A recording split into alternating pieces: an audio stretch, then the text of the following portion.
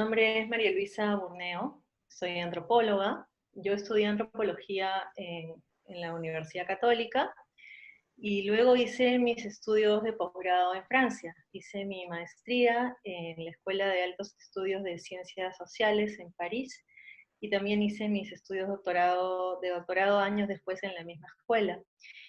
En el desarrollo de mi carrera como antropóloga, en realidad me he especializado hace ya años en los ámbitos rurales y, digamos, desde un punto de vista más teórico en antropología política, ¿no? Antropología política, antropología económica. Me interesan también los temas que tienen que ver con la antropología del Estado, digamos, dentro del ámbito de la antropología política, que no es lo único, ¿no? Y he trabajado mucho en zonas rurales y en particular en las comunidades campesinas, ¿no? En muchas comunidades campesinas he pasado largos periodos de tiempo en comunidades en distintas zonas del país, pero mi zona de trabajo más importante yo diría que es la costa norte, el ecosistema que conocemos como el bosque seco. No hay un término para comunidades rurales, o sea, el término jurídico y también el término en el ámbito académico es comunidad campesina, que se diferencian de las comunidades nativas, que son las comunidades que pertenecen al ámbito de la Amazonía peruana. Eh, Comunidades rurales sería una manera muy genérica de llamarlas, ¿no? Las comunidades campesinas son una institución muy importante del mundo rural. En el país tenemos más de 6.000 comunidades campesinas. El censo, el último censo agropecuario, que fue en el año 2012, dio un número de comunidades un poquito más de 6.000. Luego tenemos también el censo de comunidades del 2017, que arroja un número alrededor de las 6.300.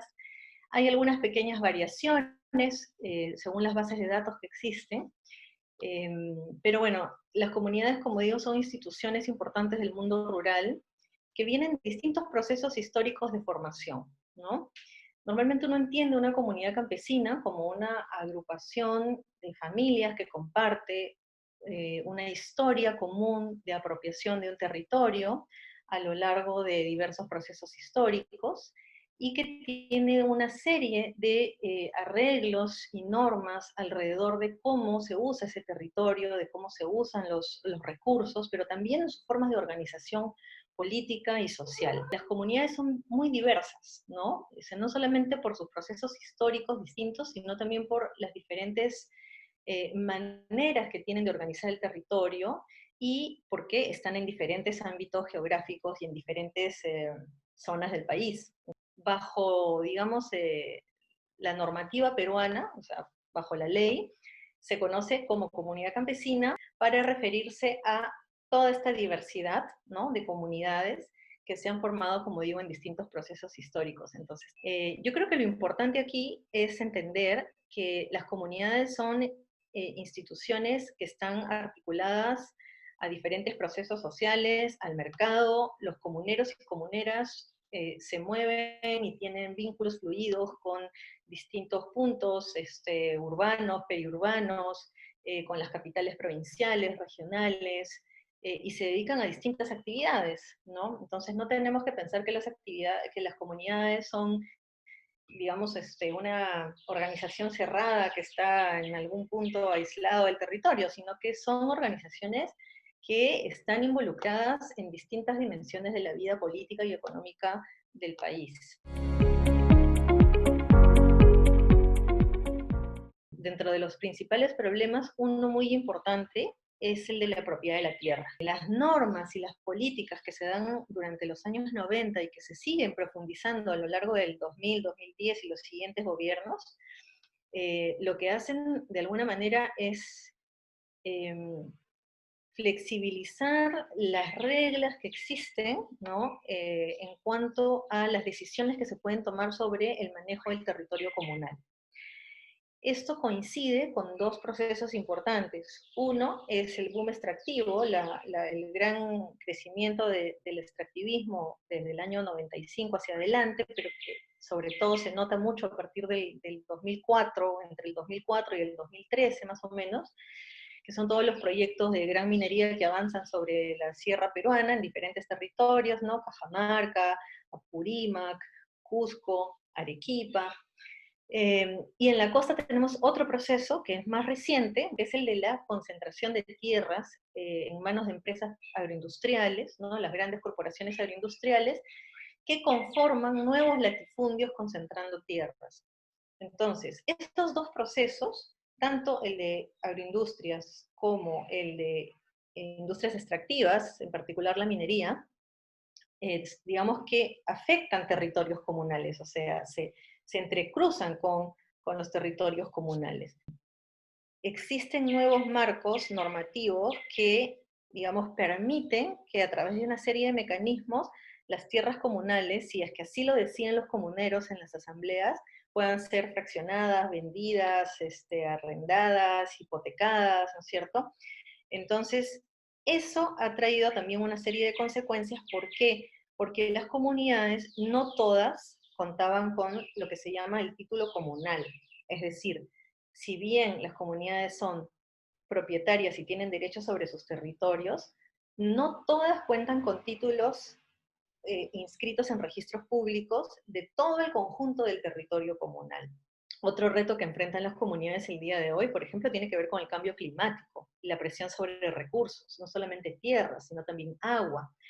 Hay muchas comunidades en donde se ve disminución de la capacidad hídrica, o empiezan a cambiar, digamos, algunos indicadores ambientales que antes les servían a los hombres y mujeres agricultores, agricultoras para poder manejar los ecosistemas, ya no funcionan de la misma manera, ahora son más impredecibles. El clima está cambiando, hay plagas que antes no llegaban a ciertas zonas y han comenzado a llegar, entonces han comenzado a subir también las plagas, y eso hace que las familias tengan que cambiar sus estrategias de cultivo, sus estrategias económicas. Las comunidades son un actor muy importante para la gobernanza de los territorios rurales, pero sin embargo, hace muchos años que el Estado peruano no las ha considerado así. Por otro lado, en muchas zonas del país la infraestructura productiva, la infraestructura vial es muy pobre. Entonces hay comunidades que ya antes de la pandemia tenían problemas de conexión vial para sacar sus productos, ¿no es cierto? Falta de mercados, no tienen, digamos, las vías adecuadas, ni la infraestructura productiva como para tener una producción que les permita vender en ciertas condiciones a los mercados o sacar sus productos y poder obtener mejor precio. El tema de salud, olvídense, porque ahí sí es de una precariedad bien fuerte, ¿no es cierto? Ahí conozco muchísimas comunidades, no solo en la sierra, incluso en la costa, cerca de ciudades importantes. Conozco comunidades que tienen una pequeña posta de salud, o la posta de salud está cerrada siempre, no tiene personal. Entonces, imagínense ustedes, esa es la condición previa, ¿no? En la que llega la pandemia a muchas comunidades. Entonces, lo que sucede es que de pronto se enfrentan a una situación aún más compleja, pero también es importante decir que las comunidades no solo viven de la agricultura, no solo viven de la ganadería, las familias se dedican a múltiples actividades económicas, las comunidades están articuladas, como digo, a distintos espacios. Hay un flujo importante de la población.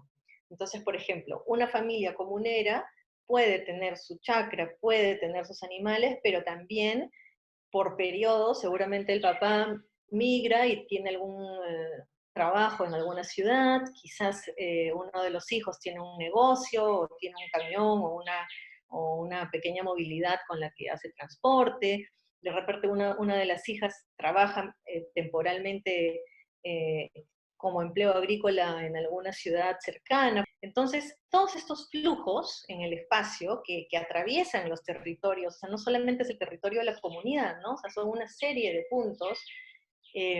Todo esto, de alguna manera, cuando vino la pandemia y empezó la cuarentena, se vio muy restringido. En algunos casos se paralizó parcialmente.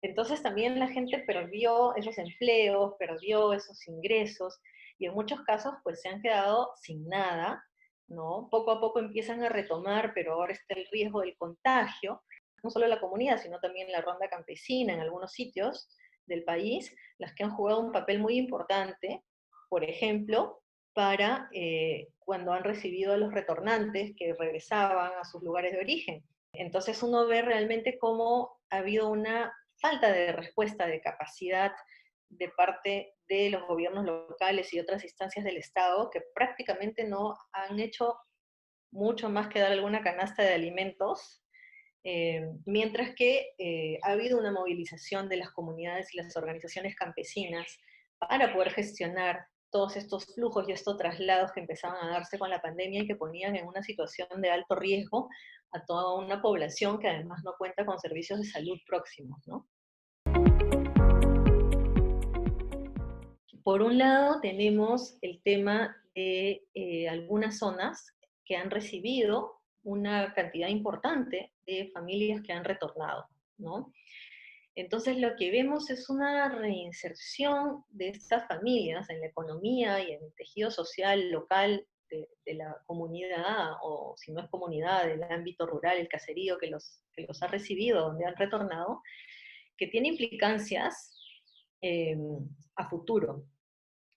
No todas estas familias de retornantes se van a quedar, o sea, algunos lo ven como un momento de tránsito, ¿no es cierto?, hasta ver qué pasa con la pandemia y si van a volver o no a la ciudad donde estaban. Otras familias sí lo ven como un retorno más a largo plazo, o sea, sobre todo la gente mayor está retornando para quedarse de alguna manera. Entonces tienen que volver a construir sus casas, volver a ver si pueden acceder a algo de la tierra, de la herencia familiar, y todo eso está generando, pues, y eso es lo otro, bastante incertidumbre, porque hay zonas en donde hay más disponibilidad de tierras, pero hay zonas en donde en realidad la tierra ya está muy fragmentada, es minifundio, es chiquito, hay pocas áreas comunales, digamos, o tienen ya ciertos usos definidos para el conjunto de la comunidad.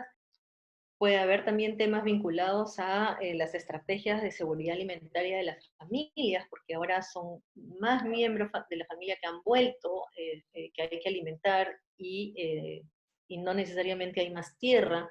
Está también el tema de las mujeres retornantes, ¿no? Por ejemplo, hay mujeres que están retornando a las zonas rurales, que tienen familia en esas zonas, pero también hay mujeres que no son de la zona. Y eso también coloca a las mujeres en una situación en la que, bueno, tienen que estar en la casa de los suegros o en la casa de los hermanos. Ahora, viendo el otro lado del asunto, también puede ser interesante porque hay algunas personas que están regresando con una experiencia ya de las cosas que han hecho en sus trayectorias migratorias o con estudios técnicos o universitarios, o hay personas que han tenido emprendimientos de negocio, entonces también regresan a la comunidad con otra lógica y con nuevas propuestas sobre las cosas que se pueden hacer.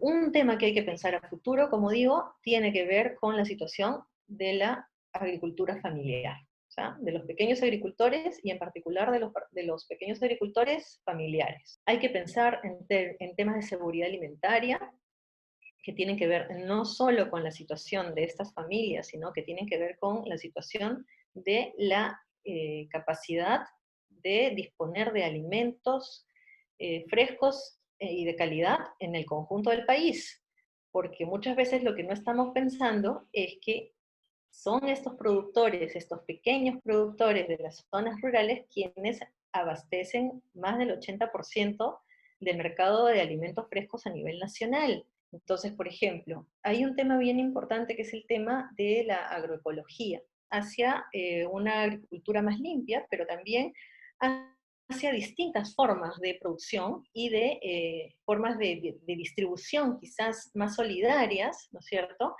que con el tiempo se han ido perdiendo y que actualmente estamos viendo que se vuelven a activar, ¿no?, en muchas zonas. Hay que abordarlo, pero incorporando, o sea, pensando en las comunidades como actores que pueden tener un rol muy activo en ese proceso.